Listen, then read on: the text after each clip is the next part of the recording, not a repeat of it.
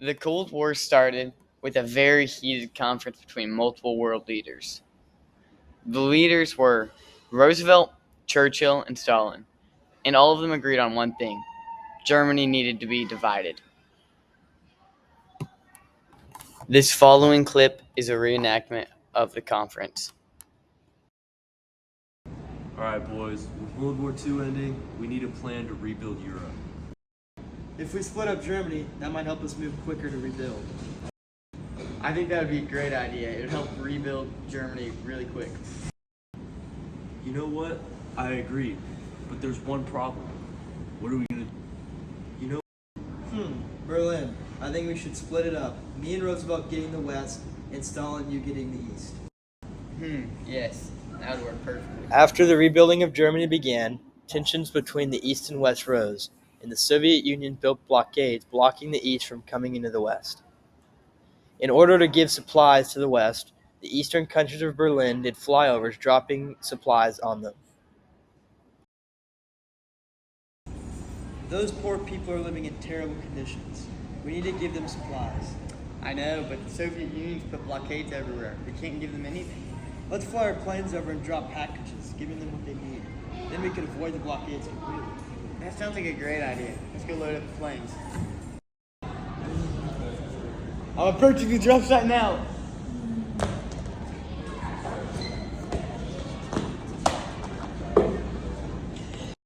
man, when I dropped those gun packets, those kids were so grateful and happy. I have to keep doing this for them. Maybe I should start throwing chocolate instead.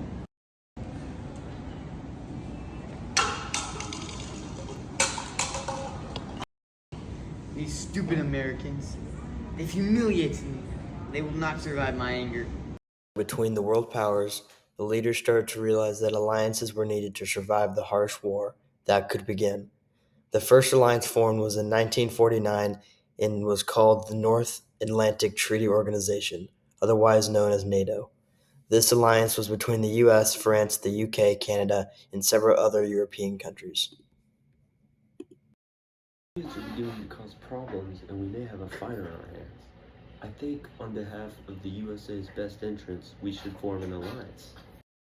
That sounds like a great idea. But what should it be called? I've got it. The North Atlantic Treaty Organization.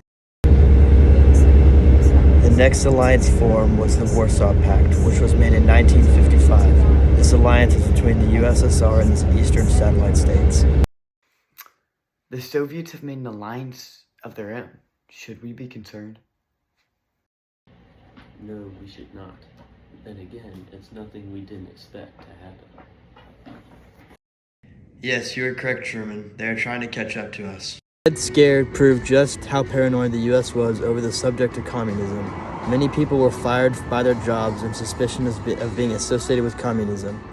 One example would be Julius and Ethel Rosenberg. Whilst they seemed like normal citizens, in reality they were communist spies giving U.S. valuable information to Russia. Just look at my business. It's booming. I sure hope there's no communist spies trying to take my business's secrets and give it to those commies. That would be a shame. Do you hear that, Ethel? If we're not careful, the boss could find out we're spies. It'll cost us our heads. You're right, Julius. We should be careful. Hey, you two, what are you guys doing? You're always whispering to each other and disappearing during your 10-minute breaks. You wouldn't happen to be communist spies, would you? Oh no, Ethel, he's got us. Run! I'm right behind you. After attempting to flee from being caught as spies for the communists, Julius and Ethel were caught and thoroughly executed for their crimes against the U.S. That ought to teach a lesson to those commie jerks. October 4th, 1947.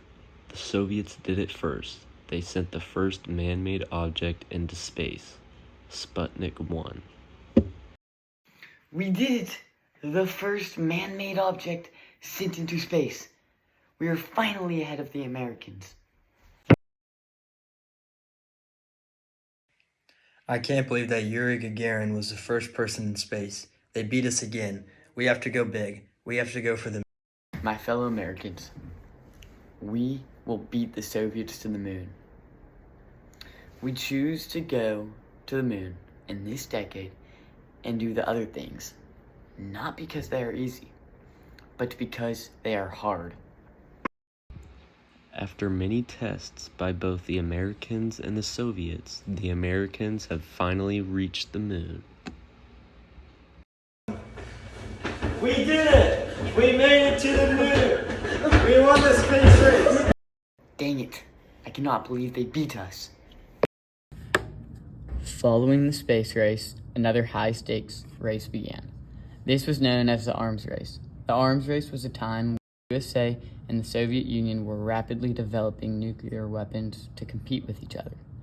It was a time where fear was surging through the veins of all citizens. They all knew there was nothing to do but hope their country creates the better weapon. The Soviets have tested their first nuclear weapon. We need to respond. Yes, the hydrogen bomb would be perfect for this. But we must be careful too. If they build one, we'll have pure destruction on our hands. Yes, mutually assured destruction.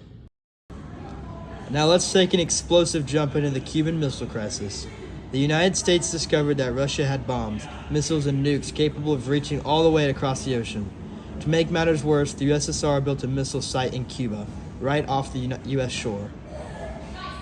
They can't just keep putting bombs on my doorstep. We need to respond. So the U.S. struck a deal with Turkey. Over 15 nuclear missiles were placed in Eastern Europe, right within Russia's range. Oh, so you get to place missiles near me, and I'm supposed to just sit back? Not a chance.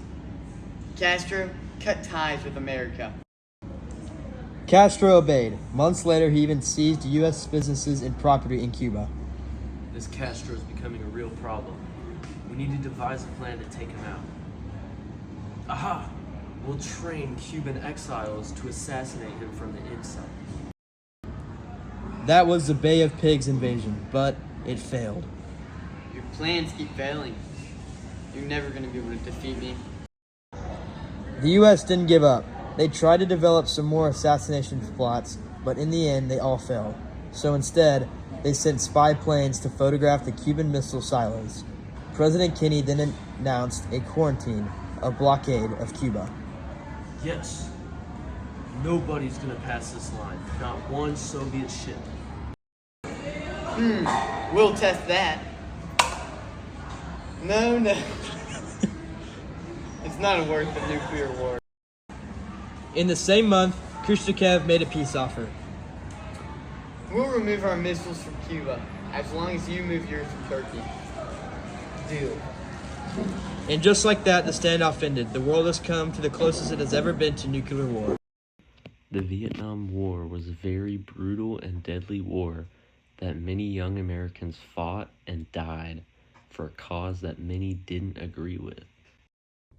This jungle is terrible. I can't see a thing. They said we're stopping communism, but it feels like we're just invading for no reason. Those Americans will stop at nothing. They are invading our home. Take our troops out of Vietnam. True Americans don't agree with this war. This war is just feeding the fire for more conflict. These guerrilla tactics are wearing us out. This war keeps dragging on. When is it going to end?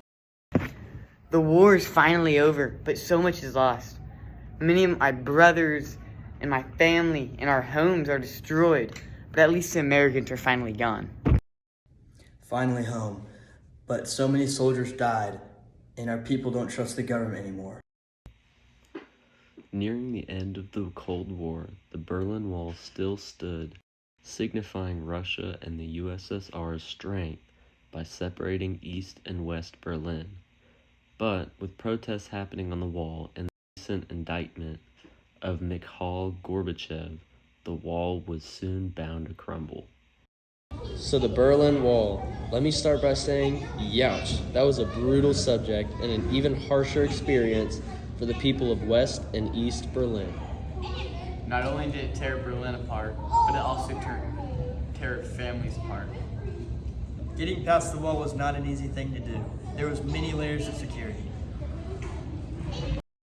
protests soon began to deem useful, and the wall eventually falls, signifying the start of the end for the Cold War.